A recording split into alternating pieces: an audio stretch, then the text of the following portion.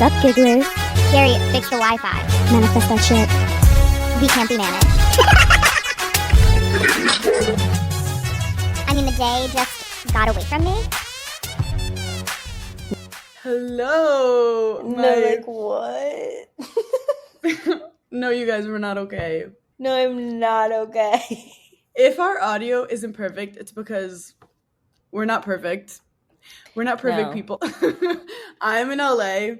We've been so Giggly Squad coded this week. It's not even fucking funny. The bit has gone too serious. It's gotten way too serious. Paige, I forgot my phone in an Uber, and then I almost forgot my MacBook in an Uber, and then I walked in, realized I forgot my library. When you've literally forgot your torso. I forgot my card. I just said library card and my hotel card, and then I literally was just naked, and they were like, "What's going on?" And I'm like, "Help!" And it was 1 a.m. after our shows. So I do have to say, before we get into it, that our shows have been, I'm biased, unfucking believable. The crowds, the content. I'm so proud. I think it's the funniest show we've done. Sorry, I'm still thinking about your library card. I literally haven't been to a library since I was 9 years old. No, I'm trying to think if I ever had a library card. No, I could smell the back of the book, and then I always get afraid. I was so afraid that I wouldn't return the book or I'd lose the book, and then my family would be in debt forever to the library. That's why I never took any out. Yeah, you're smart. So anyway, long story short, the actual show has been fucking unbelievable. So fun. Everything else has been chaos. Chaotic. Truly chaos. No, truly chaotic. This is why we belong on reality TV, because it's just been true chaos behind the scenes. I also will say we've been getting really good guys for Is He Trash? But is that good or bad for society? No, this is so true. The fact that the hit rate is getting higher for trashy dudes. No, it's so funny because when we first started doing the segment Is He Trash, I was like, how is this going to go? Because this is completely by chance. But it ends up always being funny because it's so raw and real. And I feel when you're on stage, you can, if you've never been on stage or do that type of thing, you can only really be yourself because you are so stunned that you're in front of 3,000 people. No, it's literally getting a zoo animal and putting them in a cage, and they're like, "What the fuck is going on?" And then you start asking them about chimp their crazy and therapy. It's chimp crazy. Also, the best part is when they say something that's not trash, and I love looking at you and being like, "Paige," and you go, Trash. I love when other men in the crowd try and form an alliance with the guy on stage. I like getting the men to finally feel comfortable, and then when they feel comfortable, putting them right back in their place. Honestly, it's emotional terrorism what we do on stage, really the boys. is. And then it makes me think of Theo Vaughn, where he's I think women should be able to kill one man a month. I feel that's our version of bringing a man's confidence down at least once a week. My favorite is when the gigglers turn on the man so much that I'm look, I had a method, but we've lost control of the gigglers, and now I can't help you because we can't control the gigglers. So this is on you, babe. So funny. So anyway, that's one of our favorite segments that we've been doing. Do you want to give them an update, Paige? Wait, this was so Paige coded. She literally is I can't wait to tell the gigglers how I'm feeling. And then she goes, let's talk about library cards. Are you crying? Okay. If I don't laugh, I'll cry. It's just that's where I'm at right now. Okay, obviously, we did a tour last year, and fine, amazing, great, walked out on stage, no problems. And for whatever reason, this tour, I've never really, I've always said I have general anxiety, I get nervous about certain things, and I'm just a basic human. I never really felt panic attacks the way people would describe them. I would listen to people and be that's so crazy and that's insane and I feel so bad for you, but never have I personally experienced That's crazy it. for you. That's crazy for you. You should get a handle on that. Maybe talk to someone. And so I had my first like real legit panic attack. And the crazy thing about anxiety is you don't know what it's about. And yes, obviously, like I was about to go on stage in front of 3,000 people, so you could be like, oh yeah, it's stage fright. Except that I've done that 50 times before. Like I've been on reality. Yeah, I've been on reality TV for 6 years. You can't say anything to me that's like gonna rattle me at this point. So I think I was like part frustrated of like what the fuck is going on with my body. I just want to say that the Gigglers are some of like the realest people in the world. I had a Giggler DM me. She's a judge, like a full fucking judge. And she goes, I have to take a beta blocker before every court case I do. And I was like, that's just like being such a girl. That's such girlhood. And so I've never been on medicine for anxiety before. Not that I've obviously against medicine for people. Like if you need medicine, you should take it. For myself, I always was like, I'm stronger than that. I don't need something like this is all in my head. I'm strong enough to like tell myself to snap out of it. And I just wasn't. And I think like admitting that to yourself is like part of the battle. So I'd never taken a beta blocker before. I didn't know what it was. It's actually for high blood pressure. And luckily like my makeup artist had one of them. It takes away the physical symptoms of a panic attack because that's pretty much your brain telling your body like, hey, I actually think we're dying. So like prepare for it. And so it takes away that. And so when I took a beta blocker and went out and did the show, I was completely fine. At one point at one of the shows, then like I psyched myself out like, oh my God, is it going to happen again the next night? And sure enough, it did because I think I psyched myself out. At one point, I took half a Xanax. I do not like Xanax. I am not a Xanax girly. It was not for me. The beta blocker worked way better. I felt way better on it. Xanax, if you're on Xanax, obviously, like, and it works for you, that's amazing. For me, I didn't like the way it made my brain feel compared to the beta blocker. The beta blocker did like drinking. Nothing to my brain. No, not I don't. Raw. Yeah, this is just raw. Can we acknowledge that I've turned into a full drug dealer in the last 3 days? No. Literally, I've never done more drug deals in my life. I've never gotten pills in an envelope to my fucking hotel room. No, it was wrapped in like a collegiate sweatshirt. Someone was like, who got a collegiate sweatshirt? I was like, not Paige. It's like, that's half a Xanax in there. No, it's so crazy. And I just want to say to the Gigglers that were commenting and being like, thank you for normalizing this. I guess I never, like when people would be like, oh, we need to normalize this or someone needs to talk about this more. I guess in my head, I always thought like, well, would someone have like a problem with like that your body feels this way? And they do. Like I think people really do see it as like such a weakness and it's like, then figure your shit out. And it's like, okay, well, obviously I didn't plan for this to happen. And this is my job. So like, I know I can do it. It's obviously something that's like happening in me that I need to like figure out. And I couldn't figure it out in 20 minutes before I had to be on stage. But luckily I did. And I'm just so thankful to the other Gigglers for being like, I take beta blockers too. Don't worry about it. Because I did feel less alone. I did feel less crazy, honestly. Yeah. I felt crazy. Well, I love that the judge messaged you because that, like, the Gigglers are so strong because it's like, you can go two ways. You can go, okay, my body's nervous. I'm having struggles. This is not what I'm meant to do. Or be like, this is what I'm meant to do. And I'm going to fucking figure it out and battle some demons to get to the next level. And I do just have to, giving up is not an option. I do have to say, Paige had like in our Denver second show, you had like Paige had a panic attack to the point that like I had to look at her and be like, I don't give a fuck. We can cancel the show. The Gigglers don't care. And she got this look in her eye, like Eye of the Tiger. And I kept I kept I just was like, I can't do that to the girls. I could never do that to the girls. Giving her ice. Like, I don't know why I thought, I was like, hold the ice. And she was like, No, can you, like, I'm. At one point you go, touch the rug. Feel how, be in the moment of how the rug feels. I go, what the fuck is that gonna do? No, but I go, I'm literally screaming, crying, throwing up, and you're telling me to touch the fucking rug. No, she's actually screaming, crying, throwing up, and I'm like, this rug is soft. No, because someone told me that. No, Hannah started playing spa music at one point.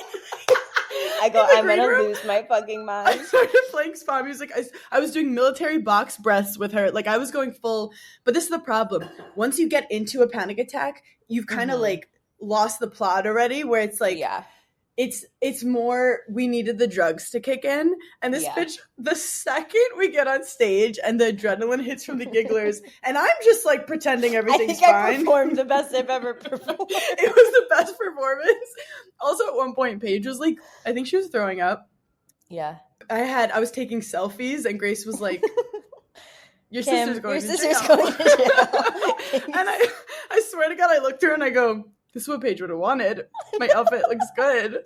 Except tell them what you did mid-panic attack when I was getting dressed. No, mid-panic attack. There was so much commotion. Like, my nerves would start to set in when we were, like, leaving the hotel to go to the venue. So, like, I was in my own head. So, like, a lot was going on. So Hannah had forgotten her top to her outfit. Sorry, I was like, I had too much on my plate. She was freaking out, and I forgot my fucking top. Forgot your whole outfit. And in Denver, in the green room, the venue had made us these like silk pajamas with like Daphne's face on it and Butter's face on it, and they were so cute. So they were in the green room. So Hannah just like puts on, I was like, perfect, the pajama top. She's like, perfect, I'm just gonna wear this with my skirt. I'm literally trying to box breathe, hysterically crying, and the only words I can get out is, you can't wear that. Literally, Paige is blacked out, comes out of her blackout to say, please don't wear that on stage, you're embarrassing me, and then goes back into having a full anaphylactic shock. Literally needed an EpiPen. I pull a white t-shirt out of my bag. I go, put this on. Our makeup artist, Madeline, saved the fucking day. She got me a beta Shout blocker, out, Madeline. and she gave you her belt. Glam by Gibbs really was there for Glam by us. Gibbs saved our whole fucking life. Meanwhile, also shout out to Grace for like running the show. Then Paige basically is looking at me, and I'm just like, I actually was like a little too confident in you. I was like, she's being dramatic, but like she's gonna be good. No, it actually, now that I think back to it, thank God, because you were acting so like, you're gonna be fine, that I wasn't freaking out more. Well, I also know you, like, at the end of the day, you are a performer, and, like, I've seen what you've done at these reunions. I'm, like, going on stage for Giggly Squad, like, I also am someone who's dealt with really bad performance anxiety, and I know how, like, the beforehand is the worst, and then once you're in it, like, you're in it. I also think this is a beautiful full circle moment, because when I was about to shoot my Netflix special, do you guys remember the episode that I sat down and I just started crying, and you were like, you good, bro? And I was just like, no. And I was in my, like, this happens. Like, we have these waves. Yeah. No, like, everyone is a human. Everyone is a human. And it's so, like, life is such a wave. Like, sometimes you're really up and sometimes you're fucking down. And when you're down, it does not mean that something's wrong with you. It does not mean your whole life is a sham. Your whole career is a sham. Like, thinking about that giggler who's the judge, like, imagine she had one panic attack before a court case and she was just like, and now I'm not doing this anymore. And it's like, no, this was your dream. You can do this. You're just psyching yourself out a little. And also, what makes you so funny is that you're actually an overthinker and you're anxious and you overanalyze stuff, and that's what makes you so funny. So that's why, like, a lot of comedians, Paige is a comedian. No, yeah, so, like, we wouldn't have this podcast if we both were normal. No, if I was normal, I wouldn't be on reality TV the past 5 years. I'd be a normal person. I do have to say one thing about reality TV. I think the people who do best on it have, like, actual personality disorders. And I think you're actually healthy. And I think that you finish filming Summer House and immediately went on the road. Yeah. And like And I anxiety didn't have, like, a comes from minute. anxiety comes from a loss of control, whether it's a control of your identity or control of results. And like, I'm sorry, shooting reality TV is while you're waiting for it to be edited, you're just rethinking everything you said and how everything could be spun and how anything could be put in a different context. So like anything could become anything, and you're just like, I don't know, we'll see. And you don't know. And so I do have to say, for the gigglers who suffer from anxiety, you could sit at home, do nothing, and not deal with anxiety. But arguably that gives me more anxiety when I'm alone with my thoughts. But like if you're chasing a dream and you're putting yourself out there, you're going to deal with crazy moments like this. Yep. And I remember when I said it to you that it wasn't helpful at the time, but I said like, this is not going to last forever. And I basically was like, treat it like a bad high. Well, like you were literally having a bad high. Exactly how I would explain it. It was like I was having a bad trip, and I was like, and life is like this forever, and this is how I see the world now. Like I couldn't even like look at you're people. Like, I can't function anymore, and this is me. Yeah, I can't function in society. Like I have to like become a recluse. I'm like thinking about like like, okay, I'm gonna have to move out of my apartment. I have to go back to Albany. Like I felt insane, and I think that also psychs you out because well, then you're scared of yourself. Yes, and then you're also mad at yourself. One of my biggest fears is going crazy. Like, one day you just like go crazy and you can't control it. Like the human brain is the scariest thing in the world to me because they don't know anything about it. Like I think that's what scares me. I saw the most. schizophrenic documentary. Like when people get into like car accidents, they're like, well, we don't know. They might wake up, they might not. We don't know that much about the brain. Like I always find that to be so terrifying. I do have to say, my really bad anxiety moments, they're the fucking worst, but I always become like stronger after in that I have more gratitude for when I'm just fucking okay. Yes. Because normally, oh my God. Like maybe 2 weeks ago, you were like, why is this not working? And why is that not working? Then once you are anxious, you're like, can I just be sitting here with my heart rate at a normal rate and I will be happy to be alive? And once you get in that zone, life can throw anything at you. And like, no, you're so fucking right. You're so right. And I also feel like I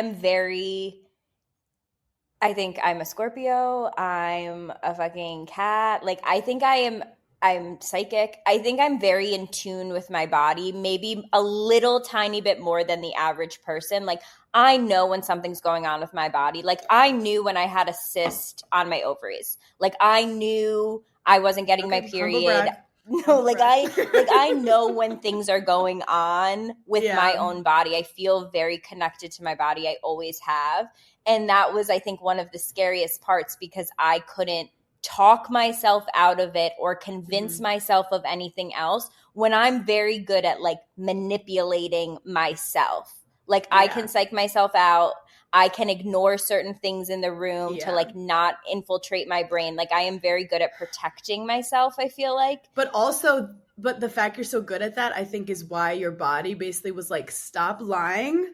Yeah. We're nervous. We're fucking, and like, we're not like, your brain can only lie to your body for so long before your body's like, I'm fucking not doing this. I'm not doing this. No, and I, like, now looking back, like, I just literally have to laugh so hard because I just have the most Italian parents. Wait, can we, this is my favorite story. Please. World. This is my favorite part of the night. Oh my God, it's my favorite part of the night. My mom is the best mom in the entire world. She is the most nurturing, the most loving. She would literally drop everything and fly to fucking Africa right now if I was like, I need you to pick me up. I don't like to tell her about my anxiety sometimes because like you think of like your mom and like your mom's getting older and you don't want to like burden her with certain things because it's like you shouldn't have to be a mom anymore. I'm in my 30s. If I tell my mom I'm anxious, then she's going to be anxious with me and I'm like, she doesn't deserve that. No, like, she let her enjoy dinner. That. Let her enjoy one night of peace. I always think like I'm closer to being a mom than I am to being her child. You're basically 2 years away from a geriatric pregnancy. Continue. No, it's gross. And so sometimes I'm like, I can't put this on my poor mother. She takes on everyone else's shit. But in this moment, it's crazy when like you get hurt or you get sick. Like you truly do revert to being a little kid and you're like, all I want is my fucking mom. Yeah. So she knew I was having attack. Paige goes, I need to call my mom. And I go, great idea. FaceTime her, great idea. This bitch gets on fucking FaceTime. I go, Mom, I'm having a really bad panic attack. She goes, no, you're not.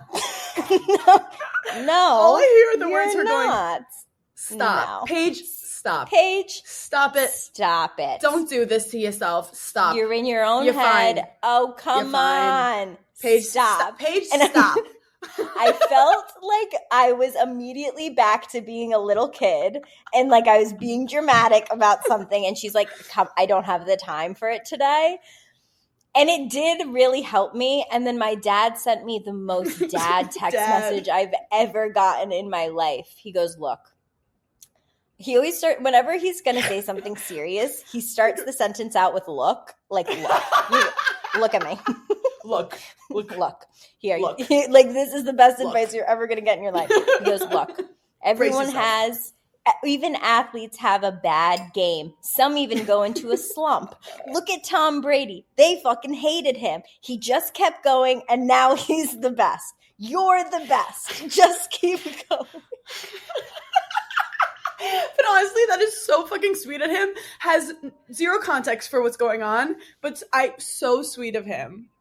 No, he's the best dad in the world. Like he's just such a quintessential dad. Like growing up, if like something happened to me and I got hurt or like someone was mean to me, like I was going to my mom. So like I don't think he was ever even put in a situation where like he had to nurture me in like a time like that because I was like, I'm not going to you, dude. Like I need my mom. So now that I'm an adult, like it's just funny and I love watching him parent. I don't know, it's just like I enjoy it. There is something about like the dad relationship that like over time like, it does become very sweet. I guess like for me, like I'll be talking to my mom every day and then occasionally my dad will overhear something and he'll text me and be like, by the way, like I'm so proud of you. I love you. And I'm like, okay. I mean, like not necessary, but like I appreciate you and I love you to death. I think it's because women are so strong. I see my dad, not as weak by any means, but I see my mom as like my rock and I see my dad as someone like I need to protect a little more. You know, he's just a man. He doesn't know. Like he's still just a dude. So like I do have such a different bond with my mom that I feel like I can say more things. Can I give you have a lot of homework the next couple of days, including rest, but one of them, I do want you to watch the Simone Biles documentary. I watched because it. I thought about her, and then I felt guilty at comparing myself to an Olympic athlete. No, but when she was in Tokyo, she gets the yips, which I've had, which are basically like, you're in it, you can't just get out of it. And for her, like, if she fucked up, she would like break her neck. She goes back, calls her mom, who's at a viewing party with the whole family, and she goes, Mom, I can't do it. And the mom just goes, okay. And she just goes and she goes, sorry, Simone's not gonna perform at the Olympics that she's been training for her whole life for. Everyone go back home. And there was the power energy in that. I felt. And I also, I thought about Simone, I thought about that moment, and I also thought about how after she was like, people were so mad at me. People were like, you couldn't just get out there and do it. And I felt that. I was like, oh my God, I do not want any of the gigglers to be mad at me because I was like going through this. And so I had like a real mind fuck that like, that's why when I went out on stage, I was like, okay, just fucking do it because you're going to let down so many girls. It is crazy how, like, it's all perspective. And, like, when I played tennis, my perspective was, like, you can't make a mistake. If you make a mistake, everyone hates you. And you can't play free when you're afraid like that. And then with stand-up, I very purposely have a perspective of, like, you're loose, you're having fun, you're being yourself. There's no losing. I'm proud of you for going out there. But, like, perspective is crazy. And I think the number one thing that was making me so mad at my own self was, like, Giggly Squad is my favorite thing in life Giggly Squad is my favorite hour of the week. I fucking love doing live shows. I was almost mad at myself that I was like, I filmed a whole season of Summer House, didn't have one panic attack, and then I get to like my favorite thing in the world and I'm getting like fucked up in the head. Like, I was mad. But you know that makes sense because your anxiety is going to go to your biggest fear, which is attacking Losing what you Giggly love. Squad. Yeah. Attacking what you love. 100%. So that was when everything goes back to sports. Your dad will get this. I remember my sophomore year of college, we were working on my second serve, and my coach looks at me and goes, you know, I was changing my grip on my second serve, and I literally lost my second serve and couldn't get it in all year. The second she said that, I was like, oh, fuck. Oh, fuck. And then immediately, like the next time I got on the court, I was shanking it. And I was just like, I lost. I made my biggest fear happen. And like I overcame it. It took forever. It was fucking embarrassing and horrible. I remember my brother coming to one of the matches. I didn't tell him with his friends. And I was like double faulting. And I remember hearing him in the crowd like, come on, Hannah. And I remember feeling like it's embarrassing. I think that's embarrassing. I think that's a really big emotion that people don't talk about with anxiety. You inherently get like embarrassed because like after I had a panic attack, I was like, I'm so sorry. And you were like, for what? Like I felt so bad. Like I literally ran off stage in North Carolina and I was like, I feel like I'm bringing you down and like I'm so sorry. And you're like, what the fuck are you talking about? You did fine. Like you just psych yourself out so much. Yeah. And it's just, oh my God, any of the gigglers that have anxiety or take beta blockers or take any type of anxiety medicine, I so fucking feel for you and I like see you because it's even like I flew home last night on the red eye and I was on the plane and I had a moment where I was like, oh my God, am I going to have a panic attack on this fucking plane? And I was like, no, I'm doing like a normal thing that I'm sitting on a plane. I'm not even doing anything. Your I'm going home. cortisol levels are so high right now. Anything could get you. Like anything could anything. break you. Like anything could literally give me a psychotic break. Like, please do not tempt me. I can't even go on Instagram. I don't even want to look at my messages because I'm like, any little thing, even if you said you don't like that skirt, I'm done for. Like, I'm literally done for. It's the summer, which means it's hotter outside, you're going on spontaneous trips, and you don't have time to get a yeast infection, a UTI. But with Wisp, you can get sexual health care you need same day without stepping foot in a doctor's office. Get same day prescription for BV, yeast, UTI, STI, and emergency contraception with discreet delivery to your home for free in all 50 states. So if you're traveling this summer, don't be nervous that you don't have medicine if something were going to happen. Wisp has you covered. You can now also treat for STIs from the comfort of your home with Wisp's diagnostic testing kits. Each kit comes with a test and a consultation. There are 8 different kits available where you can test for BV, yeast, herpes, STIs, HPV, and more. Whether it's the discomfort of waiting rooms, the uncertainty of symptoms, or the frustration of delayed answers, these kits offer you something powerful: clarity, quickly, and with compassionate follow-through from the licensed medical providers at Wisp. Trusted by over 1.5 million patients, try Wisp for yourself and see how they're changing the game for access to women's health. Take 15% off your first order with code GIGGLY at HelloWisp.com. That's HelloWisp.com. Prescription products require a consultation with a healthcare provider, and medications are available if medically appropriate. Must be 18 or older. Restrictions apply. See website for full details.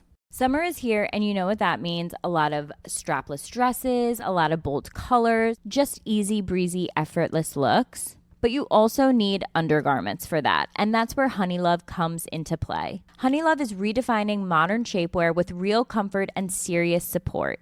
Their newest innovation is the Mesh Sculpt, and it's the ultimate summer shapewear. It's super lightweight, breathable, and it's not sacrificing your shapewear. It's still going to keep you cool while still delivering you that sculpted silhouette. The reason I love Honey Love is its targeted compression soothes and shapes exactly where you want it and eases up on the places that you don't. Honey Love's best-selling Superpower Short is also their go-to. It has targeted compression technology that distinguishes between areas where you want more support and then the areas where you're like, let's get a little less compression here. And we've all been there where we're like struggling to take our shapewear off, and Honey Love just doesn't have that problem. Their Super Power Short has 100% cotton, and you don't have to take your entire thing off just to use the bathroom. So treat yourself to the most comfortable shapewear on earth and save 20% off site-wide at honeylove.com/giggly. Use our exclusive link to get 20% off honeylove.com/giggly. After your purchase, they'll ask you where you heard about them. Please support our show and tell them that Giggly Squad sent you. Experience the new standard in shapewear with Honey Love. This episode of Giggly Squad is brought to you by McDonald's, and the snack wrap is back. I'm freaking out because it was introduced to McDonald's in 2006. Shout out to my millennial girlies. And it's been on top of mind. I wake up in the middle of the night and I'm like, where's the snack wrap? Turns out it is back. It's the comeback story of a lifetime, and it's now available with one of two sauces, ranch or spicy. I'm more of a ranch girl because I have anxiety, but if you live life on the edge, I totally support the spicy snack wrap. It has a spicy pepper sauce, probably great for your sinuses, but don't quote me on that. I'm not a doctor. And it has juicy white meat chicken, shredded lettuce, melty cheese, creamy ranch, all wrapped in a soft tortilla. Ooh, literally need one right now. Try the snack wrap that broke the internet at a McDonald's near you. Enjoy the snack wrap for the first time in 9 years. I'm obsessed. It's so easy to just grab at any time of the day, morning, night. Eat that snack wrap. I use Uber Eats for everything, and of course I'm ordering food all the time, but I don't just order food on Uber Eats. I order everything.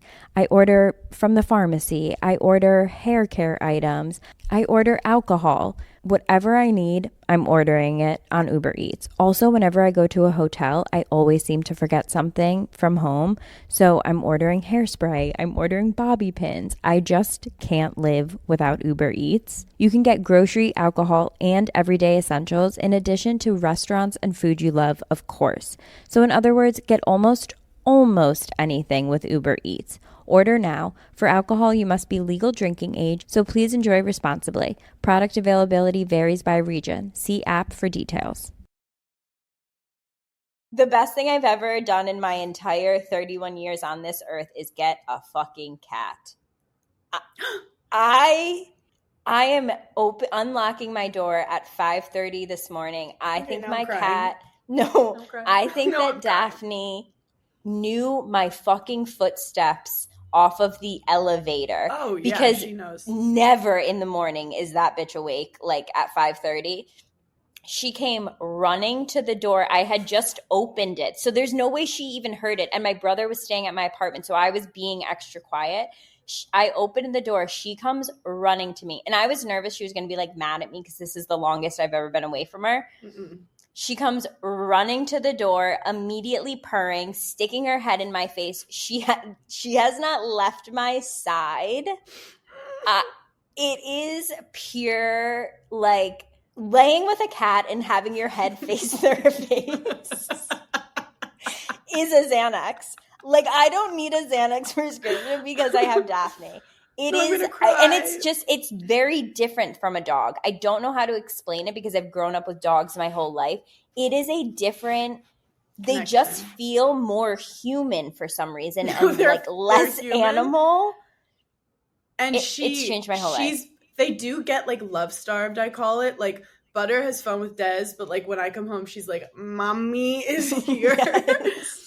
I also, on the anxiety note, there's this like shame that comes with it because it's like a dirty secret. Because like when we're sitting in the car, you're like, Hannah's not stressed about the show. I feel guilty that I'm stressed. I can't say it out loud. And then it becomes bigger because you're like, it's like a dirty secret that you're hiding. Yes. Wait, Hannah, that's so true. I would like do that with my forehand where like I'd be going to the match and be quiet. Everyone's like, are you okay? And I'm like, yeah. But in my head, I'm like, they don't know that I'm not going to hit a forehand. this match. No, and like so many of my friends will be like, "Oh, I'm in LA. Like, do you want to meet up before the show?" Or like, like my best friend lives in Denver, and I'm like, panic attack at 4 p.m. I'm like, I can't do anything, and I just like, and I'm like, and I can't tell you that I'm about to rip my hair out and jump off the fucking balcony. But what I've learned is like tennis. It wasn't actually tennis. It's not actually like the shows. Your anxiety will manifest into something. So like I think we're both like you're working on a lot of things going on in your life. I was working on a lot of things, and your 30s are about being like, we have a lot more life to live. How do we do it in a way that we can function?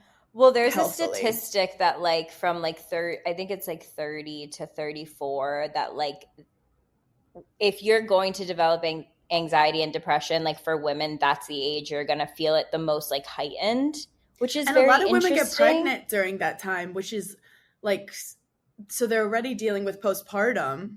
I think there's a lot of pressure on women.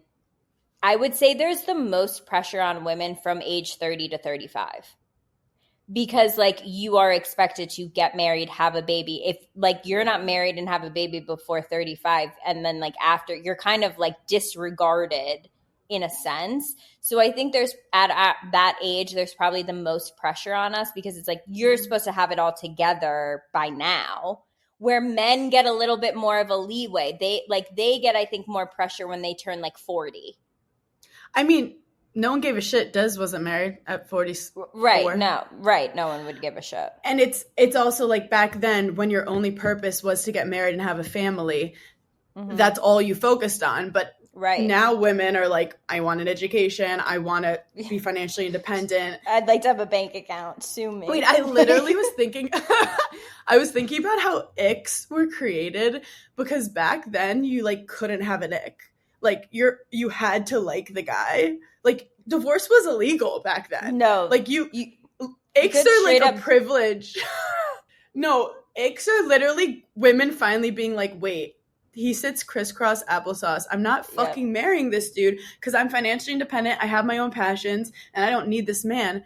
But it's the kid thing that get people like, oh, I need to settle down so I can have that family unit by whatever in your 30s. Because of just like your biological clock is like, we don't have much time. Okay, Marissa Tomei. But what I do realize about time is like, again, it takes one moment in your life for like everything to change. Meeting the right person, like just the right career, like everything can happen. Quitting a job, and we can always move and change, and everyone's gonna be fine. Everyone's gonna be fine. Moral of the story: everyone's gonna be fine as long as they get some big pharma. But I do have to tell you, speaking of big pharma, because you smoke weed, right? Well, I haven't. You haven't in like a week. So you're probably having a little. I just think it's having like a reverse effect on me. So like I have just been like raw dogging life. And I don't really drink. Like I don't. Yeah. But I think a lot of people are like you, where you're basically like, I don't need medication, but you smoke weed. And like I had an ex who like, I knew I needed to get out of the relationship, and I was having panic attacks like next to him when I was sleeping in bed because my body was like, get out. And I told him like, I'm going to go on Prozac. And he literally acted like I was going to an insane asylum. Yeah. And he would wake up and take a hit of weed. Like this man was so self-medicating with weed. Yeah, that's but self-medicating. Me going on 10 milligrams of fucking crazy. Paxil was crazy to you. I'm like, you haven't had a sober thought in years. And like, and he's like. No, I completely get that.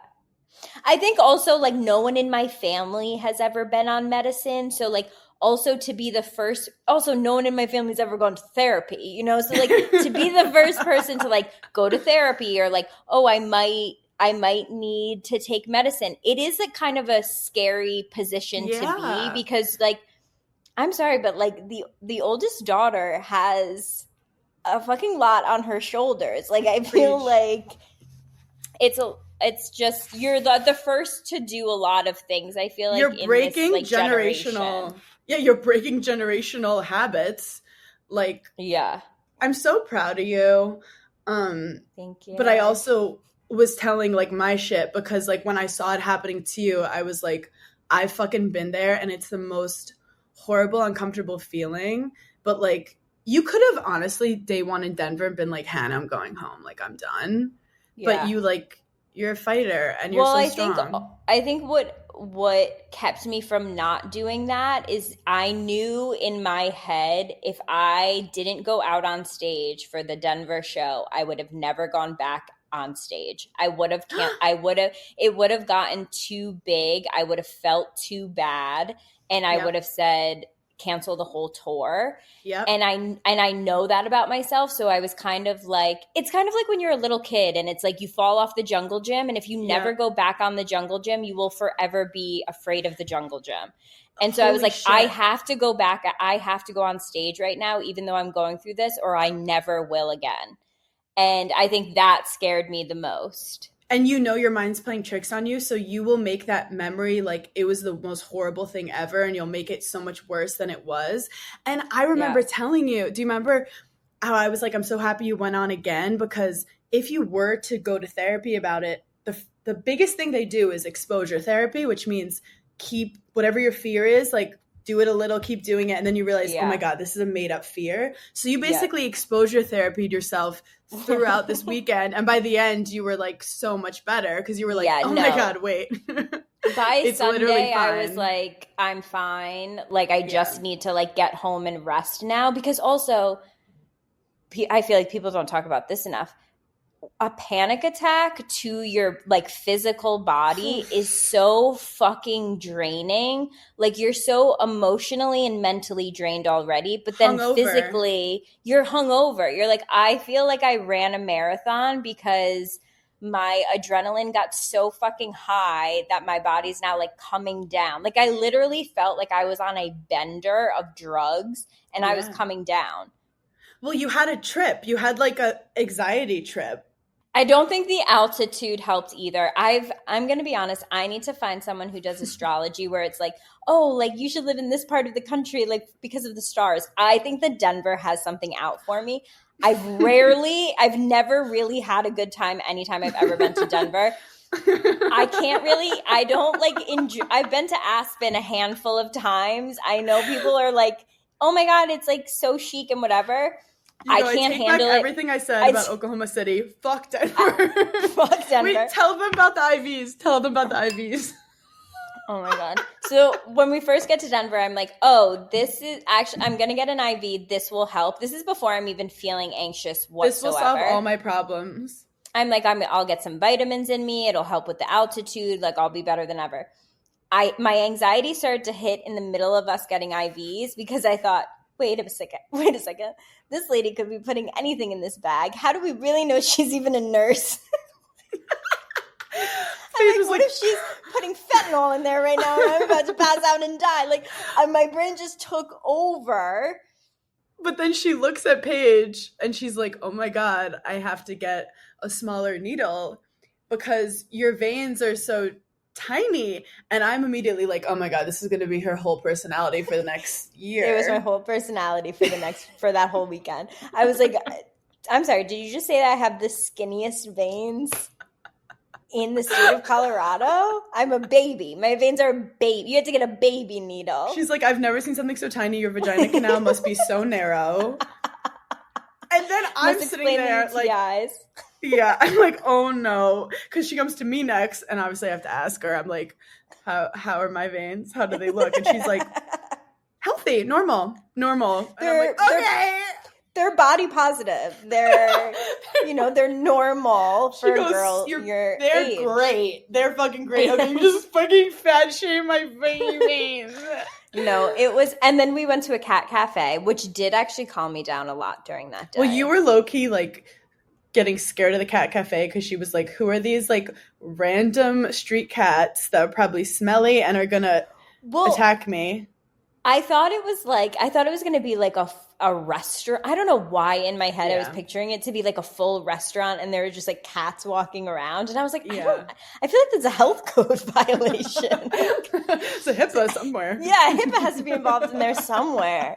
And PETA. But when you walk in, it's really just like a lounge. It's like it's someone's living room basically, and there's just cats. And it was, I think the best feeling ever was there was a cat there that they were like, we've had him for 2 weeks and like he has not come out of his little house and like has not let anyone pet him.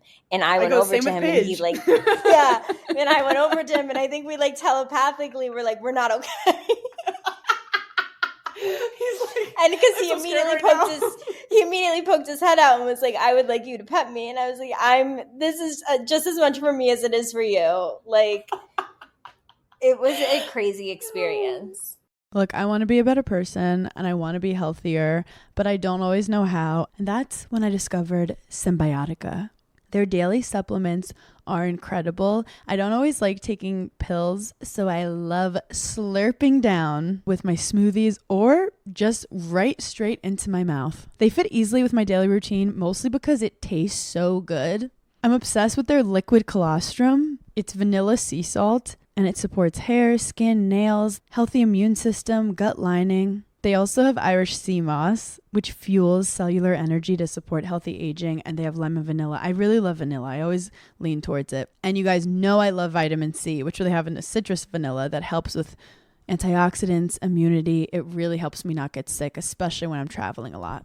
So go to Symbiotica.com/Giggly Squad for 20% off plus free shipping. That's Symbiotika.com/Giggly Squad for 20% off plus free shipping.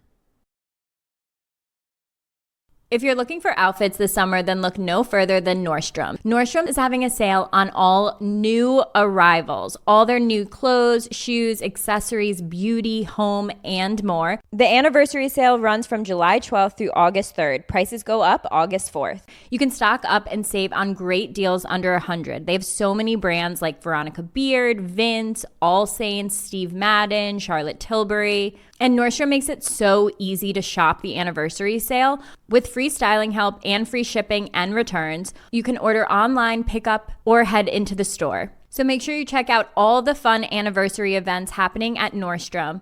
In-store promotions, jewelry trunk shows, and daily beauty events throughout the sale. Shop now at Nordstrom. If you're looking to reinvent your living room, your bedroom, or just change it up, Cozy makes furnishing your home easy. Their furniture is modern, comfortable, and practical. Open up new home possibilities with modular furniture. Refreshing your living space doesn't always mean having to go all in. You should have your home your way. You can add, you can take away, you can just rearrange. From shopping to assembly, everything is easy. Cozy makes it easy to relax with washable and interchangeable covers. Cleanup is simple and stress-free. Transform your living space today with Cozy. Visit cozy.com, COZEY, the home of possibilities made easy. So yeah, we did Denver. Then we went to like I told Paige, I was like, I think it's just happening because of the altitude. Because I'm just trying to shift your narrative. You know, I'm like, it's the altitude, Denver. We're going to be fine. We're going to San Diego. The number one thing you can do to help people that are having a panic attack is lie to them. Just lie right through your fucking teeth to them. I just Googled it. It's the air. But actually, like, the air was fucking with me, too. I was like, the air is on Ozempic. It's so fucking thin. I got my period that day too. Yes, so it was a perfect storm. Yeah, it truly was. So I was like, dude, you are so sane. It's everyone else that's crazy. Yeah. But then, so Paige is on her iPad. We're heading to San Diego. She's like watching This Is Us. She's so happy in the back. I'm like, great. Then I'm realizing we're like going an hour from San Diego, but it's through these like mountains, and we're just going like higher and higher in the mountains. And I was like, oh no. No, we were high up. I feel like I looked out the window at one point and we were on the edge of a cliff and I go, it's not for me right now. I'm going to go back to my iPad. I literally couldn't do it. I told Grace, I was like, do not let Paige get her eye off the iPad because she will be freaking out. It was a gorgeous scenic route from the 2 seconds I looked, but I was like, one more second in this car, I'm jumping out the window off this cliff. We were on the edge of a cliff and I was like, this is not good. This is not good. And no, I had to stare straight. got to LA, Jax DMs me, who, by the way, I just have to say, I'm a huge fan of Vanderpump Rules. Like, day one, when I was actually going through my, like, the worst breakup of my life when I was, like, 26, I would just go home, watch Vanderpump, and watch them fight, and it just, like, cured my depression. So, like, fuck Prozac, go on Vanderpump. So I have a soft spot for all the Vanderpump people. And Jax I've never met. And he DMs me, and he's like, I love Giggly Squad. Like, can I come to the show tomorrow? Schwartz is coming. And I was like, yes, like, come through. And I, like, kind of low-key forgot they were there because we were dealing with drama backstage. Yeah. No, I was dying. And then in the Q&A, he gets the mic from, Grace gave him the mic. Yeah. And he's like, everyone's like, Jax is here, and everyone starts freaking out. It was so funny. But immediately I was nervous for him because I was like, what are we going to say here? I was so nervous. I was like, the gigglers they're not to be managed. Like, this is a free-for-all. Like, yeah, if and you they get are jumped, the gigglers are wound so tight by the end of the show. Like, they would, like, throw stones at a man if they could. Like, they're just, like, I saw an Instagram story, and Jack says, like, hi Paige and Hannah, like, thanks for having us, because we, like, gave them tickets. Like, I knew what he meant, and some girl yelled, we didn't have you. Like, I just was so scared. Like, it was ballsy of him. And at one point I was like, should we get Jax or Schwartz up for Izzy Trash? And you were like, honestly, like, I think that's a good idea. I didn't think it was the smartest idea to give. We already give, like, a man too much attention by bringing them up on stage. I didn't want to do anything more to piss the gigglers off, and I was not in the mental state to even deal with that. Yeah, we were not mentally. So when he took the mic, I was like, oh no. And then he, like, introduces Schwartz. So he was like, Schwartz is opener. And I was like, okay, what's happening? Schwartz gets the mic, and then I immediately am trying to, like, make sure everyone's happy. So I'm like, Schwartz, do you remember, like, 7 years ago when we filmed Summer House together? He says no. He goes no. And then he tagged the wrong Hannah. He tagged Hannah Ann from The Bachelorette. I didn't even notice it until he DMs me. Because he didn't tag me. But then he DM'd me after and goes, sorry, I tagged the wrong Hannah. But anyway, he says no, and I was like, oh God. And then he goes, are we trash? And honestly, that was and the crowd went wild. The crowd went wild. That was the sweetest, most iconic. Like, wild. Nailed it. And shout out to the boys.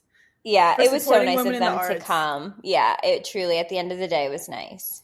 Do you remember our first season? Was it our first season? I remember it was our first season where, like, back then, at that time in Summer House, when you were a new cast member, like, you didn't really count. Like, people didn't really talk to you. No one gave a fuck about you. We weren't even allowed to be on Watch What Happens Live our first season. We were bartenders. So, like, when Vanderpump came in, like, we literally were like, we're not going to talk to them. Like, they were like... I couldn't have been more starstruck by Stassi. I didn't make eye contact with Stassi. I was like, I do not want to, at any time, make Stassi feel uncomfortable. Yeah, like, and shout out to Stassi. She was just so nice. A 3-time New York Times bestseller. Incredible. But Schwartz came in, and I remember now, he came in with, like, he was having a butthole problem. Because him and Katie had just come back from Mexico. They had all just come from Mexico, I think, from a cast trip. And we were so excited. And he went to the hospital. They were like, Tom went to the hospital. And we're like, what happened? They were like, his butthole ripped. And I'm saying that because it was on TV. It wasn't like a secret. And me and Hannah are looking at each other like, what did they do in Mexico? There's a lot of jokes to be made here, and we feel like we're not taking advantage of it, and it's not appropriate. We were not allowed to speak like that. That's, I think, really how Giggly Squad Giggly Squad was started. We would say all the funny stuff in the bathroom alone, and then come out and be like, yes.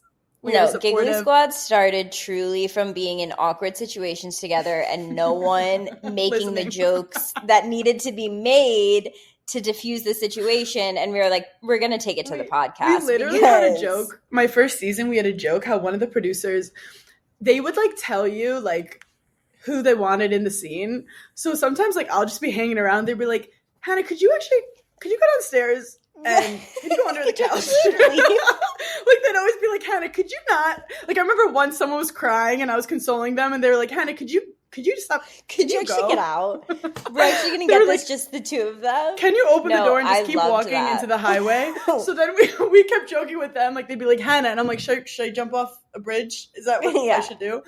So we've really grown and learned from No, those we've had so situations. many inside jokes and like behind the scenes just ridiculousness that I don't even know. I did make a mistake in that I don't know if I want to say it out loud, but I will. I've become a worm comedian, and I did it to myself. No, Everyone you're was like- slapstick comedian. Everyone Is was that like, what it is? literally the people who were in charge were like, we don't understand why you have to do the worm at the beginning of your Netflix special. And I was like, you clearly don't understand me. You don't support women in the arts. You've never seen something like this before. And I'm This like is a changing sports the game. podcast. Yeah. But then the gigglers keep chanting to do the worm. And I will succumb to peer pressure like for way less than 3,000 girls yelling my name. Right. So the first night I'm wearing a full like bubble skirt. Yeah. And I go, okay, let's do it. The second I do the worm, the skirt goes over my head. I mean, what else was it gonna do? I was like hoping that it wouldn't. And then I immediately was like, I'm Addison Rae and Diet Pepsi. And I start like flashing the crowd with, also guys, I'm wearing full Granny white panties. Amazon granny panties. Like people, I think a guy puked in the front. Like he was like, what is this? You were like already having a panic attack, so you didn't even notice that my ass came out. I didn't notice that your ass came out until I saw a video from like the other angle of like what the crowd saw. You didn't even know you were on stage. And then when the other shows, a girl raises her hand. She's like, "Can I do the worm with you on stage?" So I was like, obviously, She was so good. so good. Somehow we do it perfectly synchronized like dolphins. No, you were literally Olympic like synchronized swimmers. It was nuts. So I pulled my lower back and tore my ACL, but like the show must go on. No, the show must go on. And oh my God, I just like I'm so thankful for the gigglers. And so like if you guys have anxiety, like just listen to my dad. Like literally just keep going, because the worst thing you can do is let it win and like succumb to it and not do what you're meant to do. And I think that's like really powerful. Also, now that it's happened, once you can start realizing like, oh, this is my anxiety, which isn't me. Like when I was younger, I literally would get like a scary thought and I'd be like, this is true. Like the thought came to me for a reason and now I have to address it and give it energy and listen. Where now you hear a thought and you go, you stupid bitch, can we not right now? And also, I just want to say one thing. Like, obviously, I was taking medicine that, like, was not prescribed for me. Like, because I had to do it. I was, like, raw dogging it. I am obviously going to go to, like, a legitimate doctor, get, like, a prescription for myself of, like, what I could possibly need. And I think it's, like, so important, because a perfect example is I took half a Xanax at one point because I didn't have a beta blocker, and it was not for me. And so like, no, I think even knowing certain things like that is really important too, because you can get fucked up and your thoughts can get really scary. Like even when I had like surgery on my ovaries, I think I was on like oxys for like pain management. I did not like them at all. They made me super emotional. I had the craziest, weirdest, intrusive thoughts. Like I did not like it. And the same with Xanax. Like it just was not for me. So if you are like dealing with anxiety, it's really important for like you to find something that works for your body, because it's definitely not one fits all at all. Yeah, and we're not literally telling everyone to get off their birth control and go on SSRIs. Like that's not what we're saying. But no. For me, like I would go on them when I was in like an intense, crazy time, and then I would get off them. But I do have to say, for anyone who's scared of it like changing your personality, for me, I'm on like a little bit of Prozac, and it just like quiets the voices that aren't yours. Like I'm actually more myself. But it's also like you can get off of them. Like you have to get off slowly, but like you find what's right for you. Yeah. And it's definitely a journey and a process, and I'm definitely going to be starting it. You have to be also like eating better. Like you can't just, you have to be getting sunlight. You have to be talking to a therapist. Well, that's like the other thing, like being on tour, like it's not healthy. It's so rewarding, but it's not Yeah. the healthiest thing for you, like your body. Like we're on a plane every single day, which is like already dehydrating you.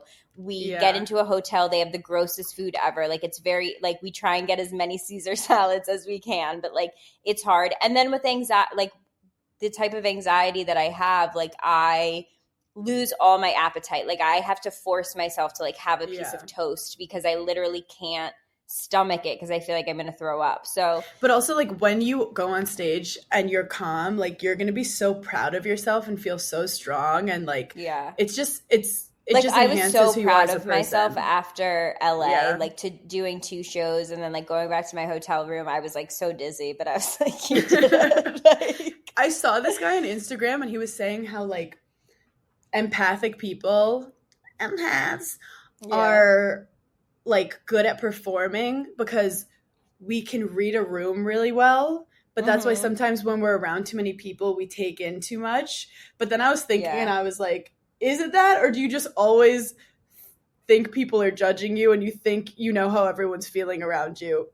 No, I think it's an inherent like inner, like you always, well, here's the other thing. Everyone is staring at us because we are up on stage. So yeah, you do feel like, oh my God, there's 3,000 people looking at me.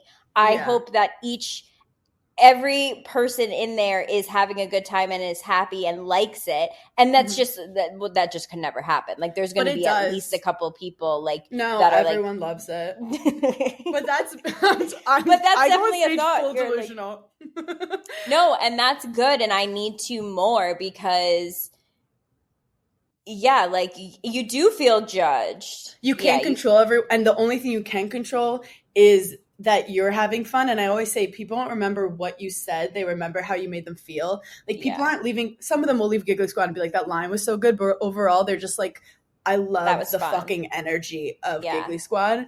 And you know, sometimes we do bring bad energy to the function. No, we showed up to the function and I said, this is the energy I'm bringing.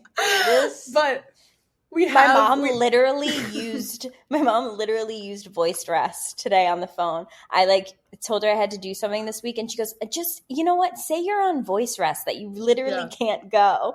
And I was like, okay, that is now a real trend. Just know that whatever energy you bring to the function is not forever. No. And no, we'd be like in the Uber and Paige is like dry heaving and I'd be like, so what's the most popular restaurant around here? To the Uber driver. No, you were being so normal in so many situations. And I was like, that's just, she just has an itch in her throat. I was like, do I have a will? I need a will because I'm not going to make it much longer. You thought you had like a cancerous, like. Oh, I thought I had a cancerous tumor on the back of my neck. You did. That's when I was like, I feel like something.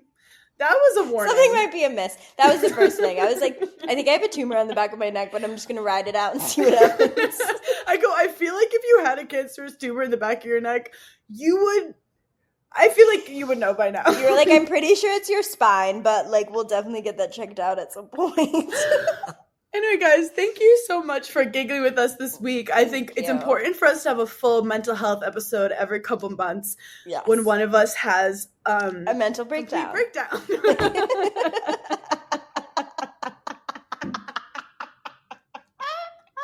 And one thing is we will always be honest with you guys. We will never come on here talking that fake shit, being like, oh my God, like life is so easy and fun. Life is so crazy. No, yeah, it's like I want to die every second. And just get a cat. Like truly, the only advice I can give is get a cat. And I do have to say this was therapeutic because as gigglers, we will find the funny in everything because you can't take life too seriously or you'll not make it. So thank you for giggling. We love you guys and get tickets to our show in Atlantic City coming up. Free beta blockers at the door. Go to a Giggling Squad show because honestly, we all can have panic attacks together. That's what Club Giggling is about. It's not like other clubs. There is no cocaine. There is no Molly. There is only Prozac, Xanax, beta blockers. You can leave at any time. You can take a nap. If you're overstimulated, you get yourself right out of there. It is a safe space for the gigglers. We love you guys. Have an amazing week. Bye. Bye.